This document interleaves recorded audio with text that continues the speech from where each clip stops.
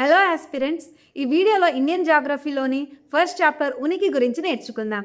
అయితే నేను quick revision కోసం ఒక నోట్స్ ప్రిపేర్ చేసుకున్నాను ఫ్రెండ్స్. సో ఈ నోట్స్ని చూసుకుంటా ఎక్స్ప్లెయిన్ చేయడం జరిగింది ఫ్రెండ్స్. సో వీడియోని ఎక్కడ స్కిప్ చేయకుండా మీరు ఎండ్ వరకు చూడండి. ఖచ్చితంగా ఉనికి చాప్టర్ గురించి నేర్చుకునే పోతారు. ఇది నా క్విక్ రివిజన్ కోసం ప్రిపేర్ చేసుకున్న నోట్స్ ఫ్రెండ్స్. సో వీడియో చూస్తూ మీరు కూడా నోట్స్ ప్రిపేర్ చేసుకోండి. మీ ఎగ్జామ్ టైంలో రివిజన్కి యూజ్ అవుతుంది. సో ఫ్రెండ్స్, మీరు చాలామంది వీడియోని చూస్తున్నారు కానీ లైక్ చేయట్లేదు ఫ్రెండ్స్. లైక్ చేయండి, కామెంట్ చేయండి. మీరు చేసే ఒక్కో లైక్ అండ్ ఒక్కో కామెంట్ నాకు ఎంతో మోటివేటివ్గా ఉంటుంది. సో మీరు టైంపాస్కి ఈ వీడియో చూస్తున్నా కూడా ఎంతో కొంత నాలెడ్జ్ని అయితే గెయిన్ చేసుకొని పోతారు కదా ఫ్రెండ్స్. మనం పిచ్చి పిచ్చి వీడియోలు అయితే చేయట్లేం కదా. మీరు ఒకవేళ టైంపాస్కి చూసినా కూడా ఖచ్చితంగా ఏదో ఒకటి నేర్చుకొని పోతారు. సో ఇక టాపిక్లోకి వెళ్దామా.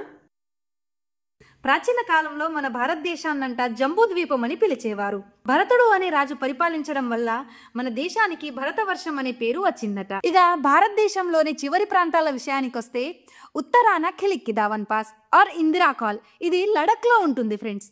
అండ్ నెక్స్ట్ దక్షిణాన ఇందిరా పాయింట్, ఇది గ్రేట్ నికోబార్ దీవిలో ఉంటుంది. తూర్పున దిల్ప కనుమలు లేదా దీపు కనుమలు, ఇది అరుణాచల్ ప్రదేశ్లోని పూర్వాంచల్లో ఉంటుంది. నెక్స్ట్ వచ్చేసి పడమరాన రాన్ ఆఫ్ కచ్, ఇది గుజరాత్లో ఉంటుంది.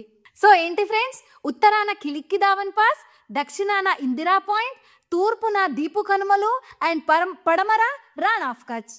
భారతదేశ ప్రధాన భూభాగంలోని దక్షిణ ప్రాంతం అంటే చివరి ప్రాంతం కన్యాకుమారి వద్ద గల కేఫ్ కెమెరూన్ దీవి, ఇది తమిళనాడులో ఉంటుంది. మన తమిళనాడులో లాస్ట్ పార్ట్ ఏంటంటే అది కన్యాకుమారి వద్ద గల కేఫ్ కెమెరూన్ దీవి. 3 సముద్రాల కలయిక గల ప్రాంతం కన్యాకుమారి, ఇది తమిళనాడులో ఉంటుంది ఫ్రెండ్స్. అండ్ ఇక్కడ ఎండ్ పాయింట్ వచ్చేసి కేఫ్ కెమెరూన్ దీవి. అండ్ ఇవి 3 సముద్రాలు ఏవేవంటే హిందూ, అరేబియా, బంగాళాఖాతం, ఇక్కడ 3 సముద్రాలు కలుస్తాయి. 3 సముద్రాల కలయిక గల రాష్ట్రం తమిళనాడు. ఈ తమిళనాడులోనే కన్యాకుమారి ఉంటుంది ఫ్రెండ్స్. భారతదేశ ఉత్తర దక్షిణాల మధ్య దూరం 3214 కిలోమీటర్లు. ఉత్తరం నుంచి దక్షిణానికి ఫ్రెండ్స్, ఉత్తరం నుంచి దక్షిణానికి ఎంత 3214 కిలోమీటర్స్. అండ్ నెక్స్ట్ తూర్పు నుంచి పశ్చిమాల మధ్య దూరం 2933 కిలోమీటర్లు. మ్యాప్లో చూసుకుందామా, ఇక్కడ నుంచి ఇక్కడికి వస్తే ఎన్ని కిలోమీటర్లు ఫ్రెండ్స్, 3214 కిలోమీటర్లు. అండ్ తూర్పు గుజరాత్ నుంచి ఇక్కడ అరుణాచల్ ప్రదేశ్, ఈ తూర్పు అండ్ పశ్చిమాల మధ్య దూరం 2933 కిలోమీటర్లు. సో ముందు చెప్పుకున్నాం కదా ఫ్రెండ్స్, భారతదేశంలోని చివరి ప్రాంతాలు ఏంటి అని. ఉత్తరాన ఖిలిక్కిదావన్ పాస్ మరియు దక్షిణాన ఇందిరా పాయింట్. ఇక్కడ తూర్పు విషయానికి వస్తే అరుణాచల్ ప్రదేశ్లోని దీపు కనుమలు, పశ్చిమాన రాన్ ఆఫ్ కచ్. అక్షాంశాలు రేఖాంశాల పరంగా మన భారత్ ఎలా ఉందో చూద్దామా. అయితే అక్షాంశాల పరంగా 8 degrees 4' ఉత్తర అక్షాంశం నుండి 37 degrees 6' ఉత్తర అక్షాంశాల మధ్య ఉంది. అక్షాంశాల పరంగా 8 degrees 4' ఉత్తర అక్షాంశం నుండి 37 degrees 6' ఉత్తర అక్షాంశాల మధ్య విస్తరించి ఉంది. అండ్ రేఖాంశాల పరంగా వస్తే 68 degrees 7' తూర్పు రేఖాంశం నుండి 97 degrees 25' తూర్పు రేఖాంశాల మధ్య మన భారతదేశం విస్తరించి ఉంది. నెక్స్ట్ వచ్చేసి కర్కట రేఖ, 23.5 degrees ఉత్తర అక్షాంశం. ఇది భారతదేశాన్ని 2 సమాన భాగాలుగా విభజిస్తుంది. ఇక్కడ మీరు చూస్తే అర్థమవుతుంది ఫ్రెండ్స్. ఇక్కడ ఇది కర్కట రేఖ 8 రాష్ట్రాల గుండా పోతుంది. ఇక్కడ కింద దక్షిణాన ఉత్తరాన అని 2 సమాన భాగాలుగా విభజిస్తుంది కర్కట రేఖ. మరియు ఈ రేఖ భారత్లో మొదటగా ప్రవేశించే రాష్ట్రం మిజోరాం. ఇక్కడ చూడండి ఫ్రెండ్స్, ఇక్కడ ఈ కర్కట రేఖ అనేది ముందుగా మన మిజోరాం రాష్ట్రంలో ప్రవేశిస్తుందన్నమాట. సో ఎక్కువ దూరం వెళ్లే రాష్ట్రం ఈ కర్కట రేఖ, ఎక్కువ దూరం ప్రయాణించే రాష్ట్రం మధ్యప్రదేశ్. అండ్ తక్కువ దూరం వెళ్లే రాష్ట్రం రాజస్థాన్. ఇక చూద్దామా ఫ్రెండ్స్, ఇగో ఇక్కడ నుంచి ఇక్కడ వరకు కర్కట రేఖ మధ్యప్రదేశ్లో ఎక్కువ దూరం వెళ్తుంది. అండ్ తక్కువ దూరం వచ్చేసి కొంచెమే టచ్ చేస్తుంది. ఇక్కడ రాజస్థాన్ని చూడండి, కొంచెమే టచ్ చేస్తుంది. సో ఎక్కువ దూరం వెళ్లే రాష్ట్రం ఏది, మధ్యప్రదేశ్. తక్కువ దూరం ప్రయాణించే రాష్ట్రం కర్కట రేఖ, తక్కువ దూరం వెళ్లే రాష్ట్రం వచ్చేసి రాజస్థాన్, ఇగో కొంచెమే టచ్ చేస్తుంది. అయితే మహీ నదిని కర్కట రేఖ 2 సార్లు తాకుతుంది. అయితే ఇప్పుడు కర్కట రేఖ ఏ రాష్ట్రాల గుండా పోతుందో చూద్దాం ఫ్రెండ్స్. 8 రాష్ట్రాల గుండా ఈ కర్కట రేఖ పోతుంది. అయితే ముందుగా స్టార్ట్ అయ్యేది ఇక్కడ మిజోరాం, త్రిపుర, పశ్చిమ బెంగాల్, జార్ఖండ్, ఛత్తీస్గఢ్, మధ్యప్రదేశ్, రాజస్థాన్ అండ్ గుజరాత్ 8 రాష్ట్రాలు ఉన్నాయి కదా ఫ్రెండ్స్. సో 8 రాష్ట్రాల గుండా మన కర్కట రేఖ పోతుందన్నమాట. అయితే ఈ 8 రాష్ట్రాలను గుర్తుపెట్టుకోవడానికి ఒక కోడ్ ఉంది ఫ్రెండ్స్. మా గుజరాతీ పంచమి. మా అంటే మధ్యప్రదేశ్, గు అంటే గుజరాత్, జా అంటే జార్ఖండ్, రా అంటే రాజస్థాన్, తి అంటే త్రిపుర, పా అంటే పశ్చిమ బెంగాల్. ఇక్కడ చాలా మంది పంజాబ్ అని కన్ఫ్యూజ్ అవుతుంటారు ఫ్రెండ్స్. పా అంటే పశ్చిమ బెంగాల్, చా అంటే ఛత్తీస్గఢ్ అండ్ మీ అంటే మిజోరాం. సో ఇలా గుర్తు పెట్టుకోండి ఫ్రెండ్స్. కోడ్ ఏంటి? మా గుజరాతీ పంచమి, మా గుజరాతీ పంచమి. నెక్స్ట్ వచ్చేసి కర్కట రేఖ ఖండిస్తూ ప్రవహించే నదులు.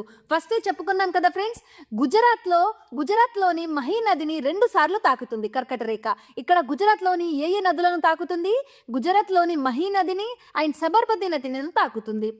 మధ్యప్రదేశ్లోని బెట్వా కెన్ నదులను మరియు జార్ఖండ్లోని దామోదర్ నదిని, పశ్చిమ బెంగాల్లోని హుగ్లీ నదుల గుండా ఈ కర్కట రేఖ పోతుంది. కర్కట రేఖ మధ్యప్రదేశ్లోని కన్హా నేషనల్ పార్క్ గుండా పోతుంది. సో ఏంటి ఫ్రెండ్స్, కర్కట రేఖ 8 రాష్ట్రాల గుండా పోతుంది. మొదటగా మిజోరాం రాష్ట్రం గుండా స్టార్ట్ అవుతుంది. తర్వాత ఎక్కువ దూరం వెళ్లే రాష్ట్రం వచ్చేసి మధ్యప్రదేశ్, తక్కువ దూరం వెళ్లే రాష్ట్రం రాజస్థాన్ అండ్ కోడ్ వచ్చేసి మా గుజరాతీ పంచమి. ఇంకా నెక్స్ట్ టాపిక్ కి వెళ్దామా? నెక్స్ట్ వచ్చేసి 82.5 డిగ్రీల తూర్పు రేఖాంశం. భారతదేశం రేఖాంశాల పరంగా 30 డిగ్రీల మధ్య విస్తరించి ఉంది. ప్రతి 2 రేఖాంశాల మధ్య టైం డిఫరెన్స్ వచ్చేసి 4 నిమిషాలు ఉంటుంది. అనగా భారతదేశం తూర్పు భాగానికి మరియు పశ్చిమ భాగానికి మధ్య సమయ వ్యత్యాసం 2 గంటలు. సో ఇక్కడ చూడండి ఫ్రెండ్స్, ఇక్కడ తూర్పున వచ్చేసి అరుణాచల్ ప్రదేశ్ నుంచి గుజరాత్కి గల సమయ వ్యత్యాసం అంటే టైం డిఫరెన్స్ వచ్చేసి 2 గంటలు ఉంటుంది. ఎందుకంటే మన భారతదేశం 30 డిగ్రీల మధ్య విస్తరించి ఉంది. ఈ 30 డిగ్రీల మధ్య ఒక్కో డిగ్రీకి 4 నిమిషాలు డిఫరెన్స్ ఉంటుంది. ఎలా అంటే ఫ్రెండ్స్, ఇగో ఇలా ఒక్కో డిగ్రీకి మధ్య సమయ వ్యత్యాసం వచ్చేసి 4 నిమిషాలు ఉంటుంది.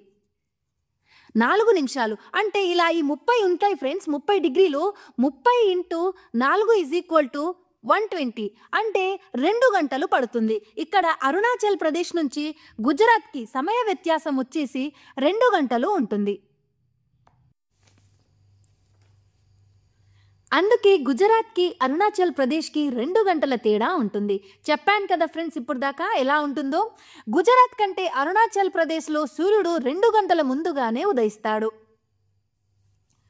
ఈ వ్యత్యాసాన్ని సవరించేందుకు దేశం మొత్తానికి ఒకే సమయాన్ని నిర్ధారించడానికి 82.5 డిగ్రీల తూర్పు రేఖాంశంను ప్రామాణిక రేఖాంశంగా తీసుకున్నారు. 82.5 డిగ్రీల ఈ తూర్పు రేఖాంశం అనేది 5 రాష్ట్రాల గుండా పోతుంది. ఏంటి ఫ్రెండ్స్ అవి? ఉత్తరప్రదేశ్, మధ్యప్రదేశ్, ఛత్తీస్గఢ్, ఒరిస్సా అండ్ ఆంధ్రప్రదేశ్. ఇవి ఎట్లా పోతుందంటే ఏంటి ఫ్రెండ్స్ అవి? ఉత్తరప్రదేశ్, మధ్యప్రదేశ్, ఛత్తీస్గఢ్, ఒరిస్సా, ఆంధ్రప్రదేశ్. అయితే ఉత్తరప్రదేశ్ నుంచి ఛత్తీస్గఢ్ నుంచి ఒరిస్సా, ఆంధ్రప్రదేశ్ ఇలా పోతుందన్నమాట. అయితే కర్కట రేఖ మరియు తూర్పు రేఖాంశం అనేవి ఈ 2 ఛత్తీస్గఢ్లోని బైకుంఠపూర్లో ఇక్కడ కలుసుకుంటాయి. బైకుంఠపూర్లో. సో ఏంటి? ఉత్తరప్రదేశ్, మధ్యప్రదేశ్, ఛత్తీస్గఢ్, ఒరిస్సా అండ్ ఆంధ్రప్రదేశ్ గుండా ఈ 82.5 తూర్పు రేఖాంశం అనేది ప్రయాణిస్తుంది. సో వీటిని గుర్తుపెట్టుకోవడానికి ఒక కోడ్ ఉంది. ఉమా సిఓ కోడ్ వచ్చేసి. అయితే యు అంటే ఉత్తరప్రదేశ్, ఎం అంటే మధ్యప్రదేశ్, ఏ అంటే ఆంధ్రప్రదేశ్, సి అంటే ఛత్తీస్గఢ్ అండ్ ఓ అంటే ఒరిస్సా. కర్కట రేఖ 82.5 డిగ్రీల తూర్పు రేఖాంశం ఈ 2 భారతదేశంలో ఖండించుకునే ప్రాంతం వైకుంఠపూర్. ఛత్తీస్గఢ్లో ఉంటుంది. చెప్పాను కదా ఫ్రెండ్స్ మ్యాప్లో చూపించి.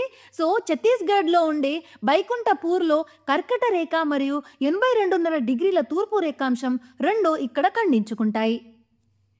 ఇది భారతదేశ కాలమానానికి ప్రమాణం. ప్రపంచ కాలమానం కంటే భారతదేశ కాలమానం 5.5 గంటల ముందు ఉంటుంది. ప్రపంచ కాలమానానికి ప్రమాణం 0 రేఖాంశం లేదా గ్రీనిచ్ రేఖాంశం.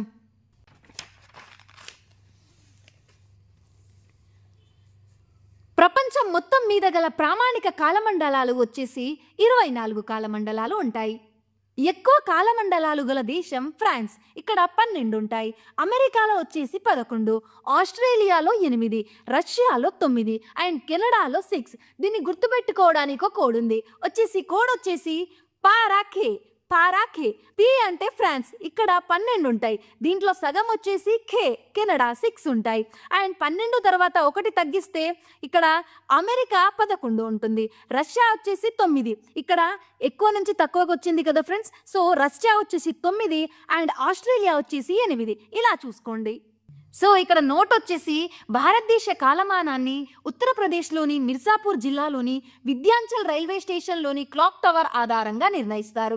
సో ప్రపంచం మొత్తానికి వచ్చేసి గ్రీనిచ్ రేఖాంశం ఆధారంగా నిర్ణయిస్తే మనకు మాత్రం ఇక్కడ విద్యాంచల్ రైల్వే స్టేషన్లోని క్లాక్ టవర్ ఆధారంగా నిర్ణయిస్తారు మన కాలమానాన్ని. దీన్ని ఎలా గుర్తుపెట్టుకోవాలంటే మీరందరూ మిర్జాపూర్ సిరీస్ చూసే ఉంటారు. సో అలా గుర్తుపెట్టుకోండి. తరువాత భారత్లో విస్తీర్ణం పరంగా పెద్ద రాష్ట్రాలు. ఫస్ట్ వచ్చేసి రాజస్థాన్, సెకండ్ ప్లేస్లో మధ్యప్రదేశ్ అండ్ థర్డ్ ప్లేస్లో మహారాష్ట్ర. మ్యాప్లో చూద్దామా? సో గుజరాత్ చూడండి ఫ్రెండ్స్, రాజస్థాన్ చూడండి ఫ్రెండ్స్. రాజస్థాన్ విస్తీర్ణంగా ఫస్ట్ ప్లేస్లో ఉంటుంది అండ్ సెకండ్ ప్లేస్లో వచ్చేసి మధ్యప్రదేశ్, థర్డ్ ప్లేస్లో వచ్చేసి మహారాష్ట్ర. నెక్స్ట్ విస్తీర్ణం పరంగా చిన్న రాష్ట్రాల గురించి చూద్దాం. సో ఫస్ట్ వచ్చేసి గోవా, సెకండ్ స్థానంలో సిక్కిం మరియు థర్డ్ త్రిపుర. చూద్దామా మ్యాప్లో? ఫస్ట్ ప్లేస్లో అంత తక్కువ విస్తీర్ణం ఉంటుంది ఫ్రెండ్స్, ఇక్కడ గోవా ఉంటుంది. అండ్ నెక్స్ట్ వచ్చేసి సిక్కిం ఇక్కడ ఉంటుంది అండ్ త్రిపుర థర్డ్ ప్లేస్లో ఉంటుంది.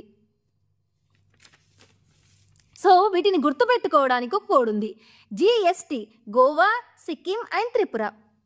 విస్తీర్ణం పరంగా అతిపెద్ద కేంద్రపాలిత ప్రాంతం వచ్చేసి లడక్ వచ్చేసి చాలా పెద్దగా ఉంటుంది. సో ఇది కేంద్రపాలిత ప్రాంతం. ఫస్ట్ విస్తీర్ణం పరంగా పెద్ద కేంద్రపాలిత ప్రాంతం వచ్చేసి లడక్. విస్తీర్ణం పరంగా అతి చిన్న కేంద్రపాలిత ప్రాంతం లక్షద్వీపులు.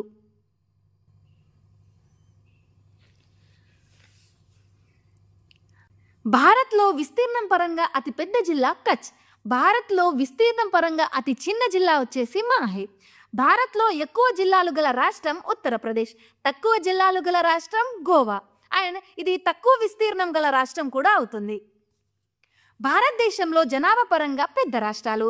ఉత్తరప్రదేశ్లో ఎక్కువ జనాభా ఉంటుంది ఫ్రెండ్స్. సో ఉత్తరప్రదేశ్ వచ్చేసి ఫస్ట్ ప్లేస్లో ఉంటుంది. నెక్స్ట్ వచ్చేసి మహారాష్ట్ర అండ్ థర్డ్ ప్లేస్లో బీహార్. జనాభా పరంగా చిన్న రాష్ట్రాలు సిక్కిం, మిజోరాం, అరుణాచల్ ప్రదేశ్. అయితే ఫస్ట్ తక్కువ జనాభా వచ్చేసి సిక్కింలో ఉంటుంది, దాని తరువాత మిజోరాం అండ్ నెక్స్ట్ వచ్చేసి అరుణాచల్ ప్రదేశ్. మన తెలంగాణ విస్తీర్ణం పరంగా 11వ స్థానంలో ఉంది మరియు జనాభా పరంగా 12వ స్థానంలో ఉంది. విస్తీర్ణం పరంగా మన భారతదేశం 7వ స్థానంలో ఉంది. దీన్ని ఎలా గుర్తుపెట్టుకోవాలంటే భారత్ అనేవి 7 పదాలు ఉంటాయి చూడండి ఫ్రెండ్స్, 1 2 3 4 5 6 7. సో 7వ స్థానంలో మన భారతదేశం విస్తీర్ణం పరంగా 7వ స్థానంలో ఉంది మరియు జనాభా పరంగా మొదటి స్థానంలో ఉంది. ఇది రీసెంట్గానే చేంజ్ అయింది ఫ్రెండ్స్. చైనా మొదటి ప్లేస్లో ఉండేది, కానీ ఫస్ట్ ఇప్పుడు మన జనాభా పరంగా మన భారతదేశమే ఫస్ట్ ప్లేస్లో ఉంది. సో వీడియో లెంత్ అవుతుంది ఫ్రెండ్స్. ఉనికి టాపిక్ ఇంకా కంప్లీట్ కాలేదు, పార్ట్ 2లో ఎక్స్ప్లెయిన్ చేస్తాను. దాంట్లో సరిహద్దు దేశాలు, వేరే దేశాలతో మనకు ఉన్న వివాదాస్పద ప్రాంతాల గురించి కోడ్తో సహా ఎక్స్ప్లెయిన్ చేస్తాను. సో ఇదే ఫ్రెండ్స్, వీడియో నచ్చితే లైక్ చేసి మన ఛానల్ని సబ్స్క్రైబ్ చేసుకోండి.